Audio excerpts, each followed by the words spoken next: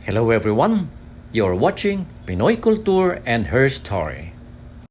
Ito po ang mga videos na nakuha namin sa Jardín de los Sueños. These are all about bees and flowers. But did you know that bees have 5 eyes, 6 legs, and 4 wings? Pero kahit po 5 ang kanilang mata, they see all colors except red. Pero napakalakas po ng kanilang pang-amoy. Each bee has 170 odorant receptors, which means they have one serious sense of smell. They can detect explosives. They can even be trained to find landmines. And they can accurately diagnose several diseases with smell. Hindi po sila natutulog. There are no sick days for them. A bee is not born knowing how to make honey. She is taught by the older bees. A bee beats its wings approximately 11,400 times per minute. Ito po ang nagpupudos ng buzzing sound. Bees live in hives, and an average beehive can hold around 50,000 bees. 3 klase po ang nakatira sa bawat beehive. Merong queen, merong workers, at merong drones.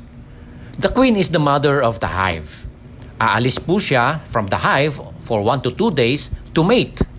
And then she mates with up to 30 drones. Tapos babalik po siya sa hive and she will never mate again. The queen can live up to 5 years.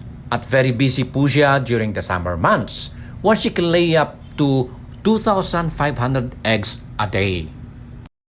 She spends the majority of her life in the hive. Hindi po siya pumupunta sa mga flowers. Hindi na siya gumagawa ng honey or kumakain ng honey. Her primary diet is ito po yung tinatawag na royal jelly, which is a substance secreted by worker bees. When she is not fertile anymore, worker bees would kill her and they would make a new queen.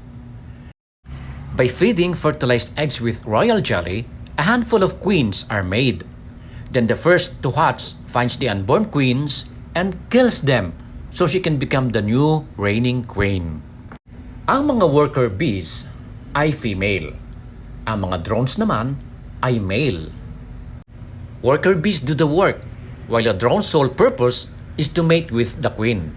When they can no longer mate, especially during winter, they are kicked out of the beehive.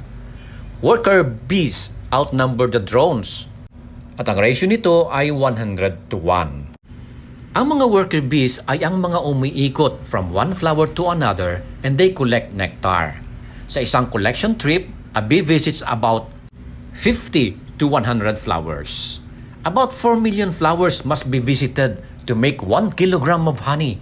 At ang isang bee will fly about 800 kilometers in her lifetime. The average worker bee lives for only 5 to 6 weeks. Alam niyo rin po ba that bees are very good dancers? They use a dance called waggle dance to communicate where to find food or a new home. Through this dance, it has been found that they know angles and can calculate how far they need to go in each direction. Kung kaya, basically, ang mga bees po ay math nerds with amazing time-keeping abilities and ability to calculate distances. Alam niyo rin po ba that honey is the only food on earth that includes all the substances needed to sustain life? Kung kaya, maubusan man kayo ng pagkain, basta may honey, mabubuhay po kayo. Honey was even found in the tomb of Tutankhamun and it was still edible. Alam niyo rin po ba that a bee can only sting a human once? The stinger stays in the victim, so when the bee flies away, its guts are pulled out. A human can be killed by 1,100 bee stings.